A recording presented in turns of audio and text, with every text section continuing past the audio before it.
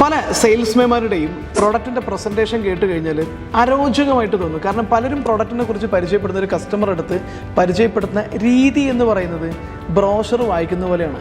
ഞങ്ങളുടെ പ്രൊഡക്റ്റിൻ്റെ engine specification ഇതാണ്, ഇതിനുപയോഗിച്ചിരിക്കുന്ന technology ഇതാണ്, ഇതുപോലെ തന്നെ ഇതിനകത്ത് ഇന്ന ടെക്നോളജി ഉപയോഗിച്ചിട്ടുണ്ട്, ഇതിനകത്ത് ഇന്ന കേബിൾ ഉപയോഗിച്ചിട്ടുണ്ട് എന്ന് പറഞ്ഞുകൊണ്ട് അതിൻ്റെ ടെക്നിക്കൽ ഫീച്ചേഴ്സിനെ കുറിച്ച് വളരെ വലിയ തോതിൽ വാചാലനാകും. ആക്ച്വലി ടെക്നിക്കലായിട്ട് നിങ്ങൾ പറയണ്ട എന്നല്ല പറയുന്നത്, പക്ഷേ ഒരു കസ്റ്റമറെ സംബന്ധിച്ചിടത്തോളം പലപ്പോഴും അതിൻ്റെ ടെക്നിക്കൽ കാര്യങ്ങളെക്കുറിച്ച് 80% കസ്റ്റമറും ബോധേഡല്ല, അത്ര വലിയ അവരതിനെക്കുറിച്ച് അവയർനെസ് ഉള്ള ആളുകളായിരിക്കില്ല. പക്ഷേ ചിലരുണ്ടാകും വളരെ സ്പെസിഫിക് ആയ കസ്റ്റമർ പ്രൊഡക്റ്റിൻ്റെ കറക്റ്റ് സ്പെസിഫിക്കേഷൻ നോക്കി വരുന്ന ആളുകളുണ്ട്, അവർക്കത് ആവശ്യമായിരിക്കും.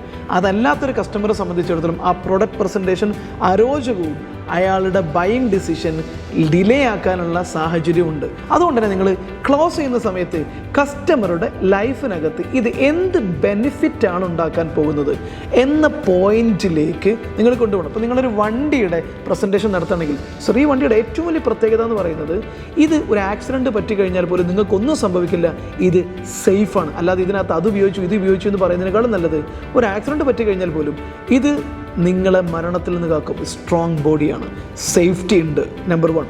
അതിലേക്ക് പറയും സർ ഇതിന് ഏറ്റവും വലിയ പ്രത്യേകത എന്ന് പറയുന്നത് ഈ വണ്ടി ഉപയോഗിച്ച് കഴിഞ്ഞാൽ 1 ലിറ്റർ പെട്രോളിന് ഇതിനകത്ത് 23 കിലോമീറ്റർ നിങ്ങൾക്ക് മൈലേജ് കിട്ടും. അല്ലാതെ ഇതിനകത്ത് ഇന്ന ടെക്നോളജി ഉപയോഗിച്ചു എന്ന് പറയുന്നതിനേക്കാളും നല്ലത് ആ ടെക്നോളജിയുടെ കാരണമായിരിക്കും അത് കസ്റ്റമർക്ക് ഉണ്ടാക്കുന്ന ബെനിഫിറ്റിനെയാണ് പ്രൊഡക്റ്റ് പ്രസൻറ്റേഷനിൽ ഒരു salesman should address. Product presentation ആകർഷകമായിരിക്കണം, അരോചകമാകരുത്.